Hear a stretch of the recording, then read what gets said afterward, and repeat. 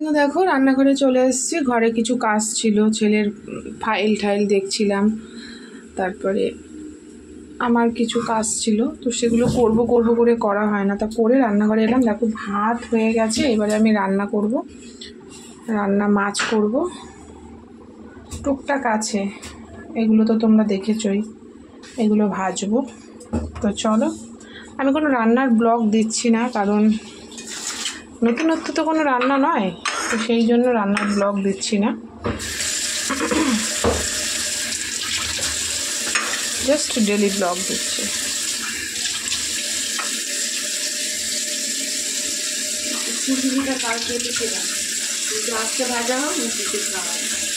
তো চলো, তো দেখো দুটো গ্যাসেই কিন্তু চাপিয়ে দিয়েছি কড়া, আর এটাতে ফ্রাই প্যান।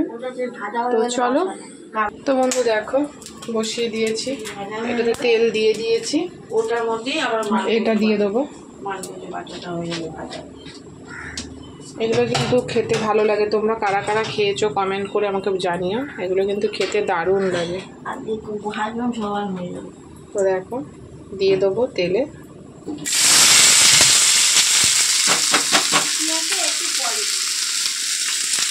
আর এখানে কড়া গরম হয়ে গেছে। মাছের যে বেগুন দিয়ে করবো সেই বেগুনটা ভেজে নেব।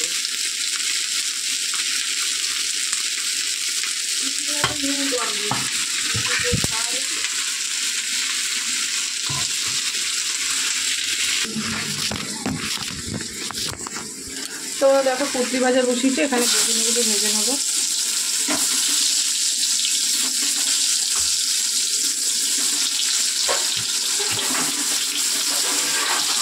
তো চলো,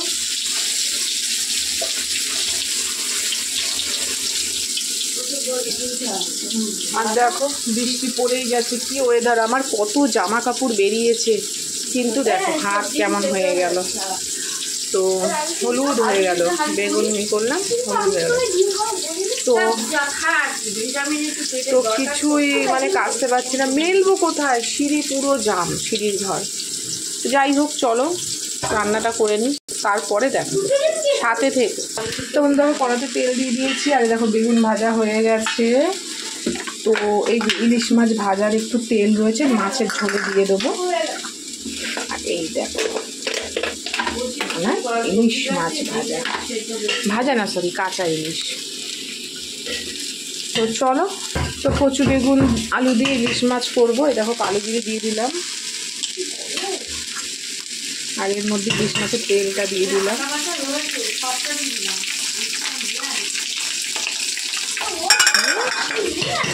আমার এই এত তেল ছিটকায় মুখে দাগ হয়ে যাচ্ছে। তো দেখো এর মধ্যে এবারে একটু আদা লঙ্কা বাটা দেবো, বেশি দেবো না, অল্প দেবো।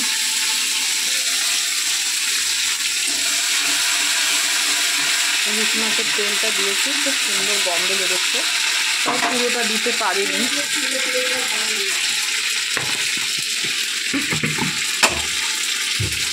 একটু লবণ দিয়ে দেবো,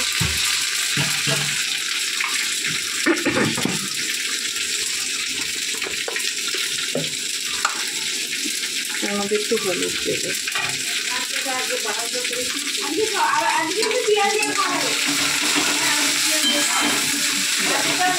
ভালো করে মশলাটা ভাজা হবে, তোমরা আগেও দেখেছো। জল দিয়ে দেবো,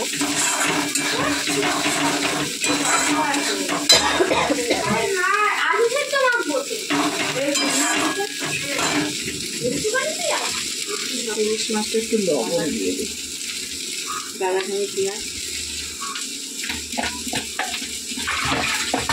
হলুদ দিয়ে দেবে, মাছগুলো হলুদ মশলা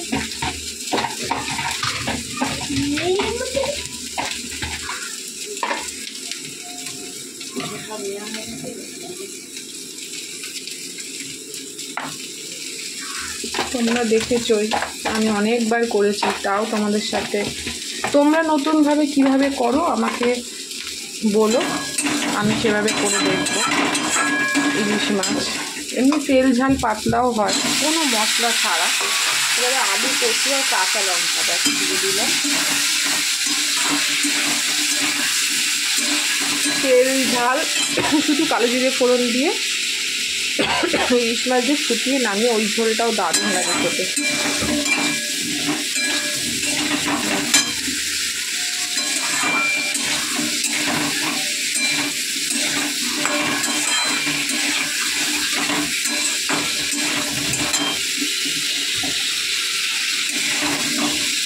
অল্প মশলা দিয়েছি, মশলাটা কিন্তু ভাজা হয়ে গেছে। তো জল দিয়ে দেবো।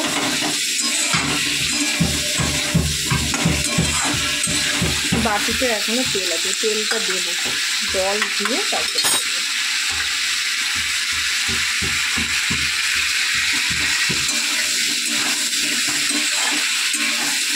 আজকে একবারেই ব্লগটা দেখিয়ে দিচ্ছি।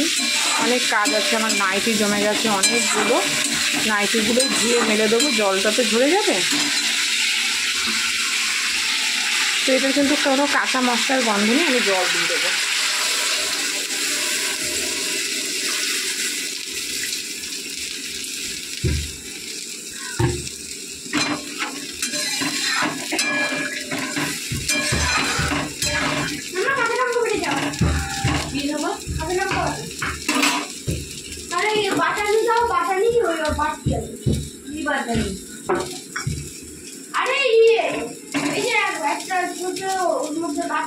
আরে কাঁচা লঙ্কা আলু সেদ্ধ মাখার জন্য এইভাবে করে নাকি?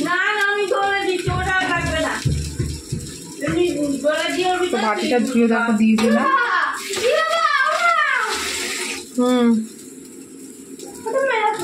দেখো জল দিয়ে দিয়েছি পরিমাণ মতন, দেখতেই পাচ্ছ।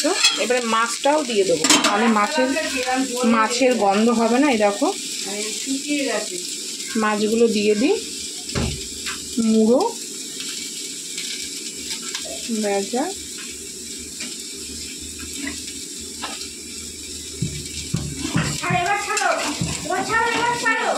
তো এটা মাছটা সেদ্ধ হবে, তারপরে নামানোর আগে হচ্ছে তোমার সর্ষে বাটা দিয়ে দেবো। আর এটাও হচ্ছে হোক। তো চলো, তো কমিয়ে ঢেকে হোক, মাছের গন্ধটা বেরোবে, সুন্দর একটা স্মেল, তারপরে সর্ষে বাটা দিয়ে 2 মিনিট রেখে নামিয়ে ফেলবো। এই হচ্ছে ইলিশ মাছের, আমরা এরকমই খাই, একটা ঝাল খাই আর একটা কচু বেগুন আলু দিয়ে ঝোল খাই। তোমরা আর ইলিশ মাছের কোনো নতুনত্ব রেসিপি জানা থাকলে আমাকে কমেন্ট করে বলো, আমি সেভাবে একদিন করে দেখব। তো সঙ্গে থেকো, সাথে থেকো, আমি আবারও ফিরে আসছি, এটা হতে থাকুক। তো চলো।